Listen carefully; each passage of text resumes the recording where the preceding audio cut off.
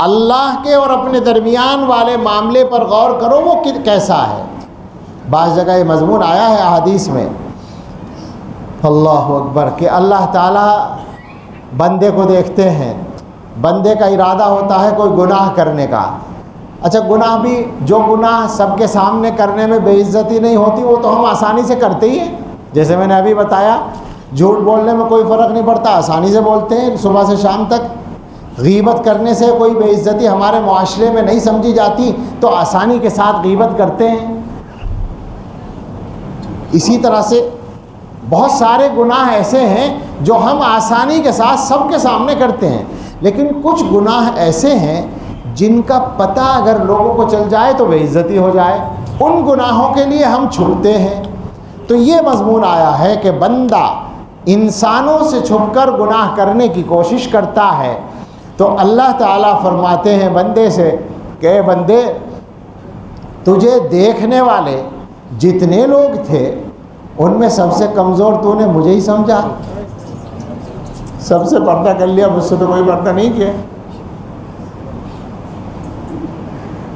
آدمی بھی دیکھ رہے ہیں، تجھے دیکھ سکتے تھے، میں بھی دیکھ سکتا ہوں، آدمیوں سے تو نے اپنے آپ کو چھپا لیا، مجھ سے تو نہیں چھپایا تو نے۔ غور کریں اس بات پر، کیا معاملہ ہے ہمارا اور ہمارے اللہ کا۔ وہ جو ابراہیم ادھم کا قصہ ہے، ایسے قصے بعض مرتبہ تمثیل ہوتے ہیں، بعض مرتبہ حقیقت بھی ہو سکتے ہیں، لیکن ان میں نصیحت ہوتی ہے۔ کہتے ہیں کہ ایک جوان آیا تھا ابراہیم بن ادھم کے پاس اور ان سے کہا تھا اس نے کہ میرا جی چاہتا ہے کہ میں گناہ بھی کرتا رہوں اور اللہ کی پکڑ بھی نہ ہو، کوئی ایسا راستہ بتائیے۔ اچھا یہ جی ہم سب کا چاہتا ہے۔ اچھا یہ بات ہم چاہے کہیں نہیں، دلوں میں یہی بات ہے ہمارے کہ ہمارا جو جی چاہے ہم کرتے رہیں اور اللہ میاں کیا سیدھے جنت میں جائیں۔ میں نے بھی یہی سوچ رکھا ہے، آپ نے بھی یہی سوچ رکھا ہے۔ اور خطرے کی بات یہ ہے کہ اس پر بھروسہ کر رکھا ہے۔ وہ حدیث مجھے یاد آ گئی، جب بھی یاد آتی ہے تو بہت ڈر لگتا ہے۔ الکیس من دان نفسہ وعمل لما بعد الموت والعاجز من اتبع نفسہ ہواها وتمنى علی اللہ۔ عقل مند وہ آدمی ہے جو اپنے نفس کو تابع کر لے اور موت کے ماں بعد والی جو زندگی ہے، موت کے بعد کی جو زندگی ہے اس کے لیے کام کرے، یہ تو ہے عقل مند۔ والعاجز، اس جگہ عاجز کا مفہوم اصل ہے ناکام۔ عاجز اور بے وقوف اور ناکام وہ شخص ہے جو اپنے نفس کو اس کی خواہش کے پیچھے چلاتا رہے اور اللہ تعالیٰ کے بارے میں تمنائیں کرتا رہے، اللہ تعالیٰ کے لیے کے سلسلے میں سوچتا رہے کہ اللہ مجھے یہ بھی دے اور یہ بھی دے اور یہ بھی دے۔ ایمانداری سے سوچیں کہ ہم میں سے اکثر لوگوں کا یہی حال نہیں ہے کہ کرتے وہ رہیں جو ہمارا نفس چاہے اور پھر اللہ تعالیٰ بھی وہی کر دے جو ہم چاہیں۔ یہی چل رہا ہے ہمارا قصہ، تو ایسے ہی، اس کے علاوہ تو نہیں ہے۔ جبکہ اصل جو یوں اللہ تعالیٰ گناہ گاروں کو بھی دیتے رہیں وہ تو اللہ کی رحمت ہے، لیکن اصول تو یہ نہیں ہے۔ اللہ تعالیٰ معاف کرنا چاہے تو کافروں کو بھی معاف کر دے، اللہ کو اختیار ہے، لیکن اصول تو نہیں ہے۔ اصول تو یہ ہے کہ جو کرو گے جیسی کرنی ویسی بھرنی ہے ضرور۔ تو اس نے آ کر یہ کہا کہ میرا جی چاہتا ہے کہ میں گناہ بھی کرتا رہوں اور سزا بھی نہ ہو، عذاب بھی نہ ہو۔ تو ابراہیم ادھم، ظاہر اللہ والوں کی جو فہم ہوتی ہے، حضرت تھانوی رحمۃ اللہ علیہ نے یہ بات مختلف انداز سے بار بار لکھی ہے کہ اللہ والے سب سے زیادہ عقل مند ہوتے ہیں دنیا میں، اور اس میں کوئی شک نہیں۔ انہوں نے فرمایا کہ بیٹے ہے تو ایک طریقہ بہت آسان ہے۔ اس نے کہا کیا ہے؟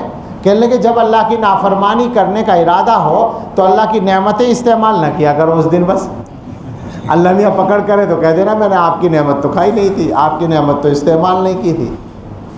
تو اس نے کہا جی یہ کیسے ہو سکتا ہے؟ اللہ کی نعمتیں استعمال کیے بغیر تو ایک سانس نہیں گزر سکتا ہمارا۔ تو انہوں نے فرمایا کہ اچھا پھر دوسرا ایک طریقہ اور ہے کہ جب گناہ کرنے کا ارادہ ہو تو اللہ کی دنیا سے کسی اور دنیا میں چلے جایا کرو، کہیں اور جا کے کر لو۔ بھائی کسی کے گھر پہ غلط گڑبڑ کرو گے تو وہ کہے گا میرے گھر کیوں کر رہے ہو، تو دوسری جگہ جا کے کر لو۔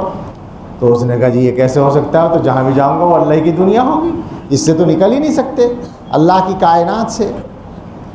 تو انہوں نے فرمایا کہ پھر تیسرا طریقہ وہی ہے کہ اللہ تعالیٰ سے چھپ کے کر لیا کرو۔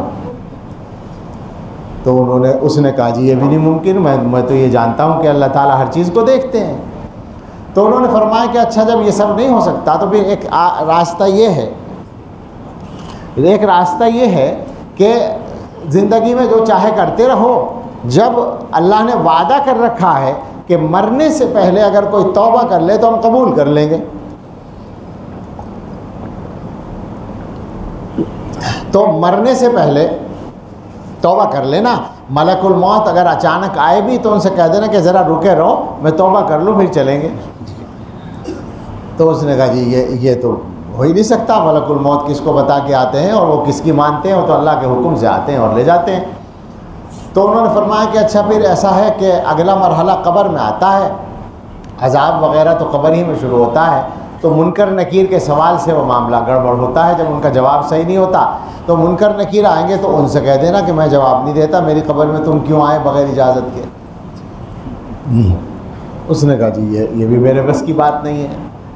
تو انہوں نے فرمایا کہ اچھا پھر آخری مرحلہ یہ ہے کہ جہنم میں تو اللہ تعالیٰ قیامت کے حساب کتاب کے بعد ہی بھیجیں گے، وہاں جب حساب ہوگا اور تمہارے گناہوں کی وجہ سے اللہ تعالیٰ فرشتوں سے فرمائیں گے کہ اسے جہنم میں لے جاؤ، تو فرشتوں کے ساتھ جانا مت، منع کر دینا کہ میں تو نہیں جاتا۔ اس نے کہا جی فرشتوں کے مقابلے کی طاقت کس کو ہے، وہ تو اشارہ کریں گے تو چلنا پڑے گا۔ تو اب حضرت نے فرمایا کہ اللہ کے بندے جب تیرے قبضے میں کچھ بھی نہیں ہے، جب تیرے بس میں کچھ نہیں ہے تو اللہ کی نافرمانی کیوں نہیں چھوڑتا؟ تیرے لیے فقط یہی راستہ ہے کہ اللہ کی نافرمانی چھوڑ دے۔ میرے بزرگوں، یہ ہے وہ خلاصہ۔ میں نے بات یہیں سے شروع کی کہ ہم سب کو توبہ کی ضرورت کیوں ہے، اپنے آپ کو بدلنے کی ضرورت کیوں ہے، یہ سوچیں۔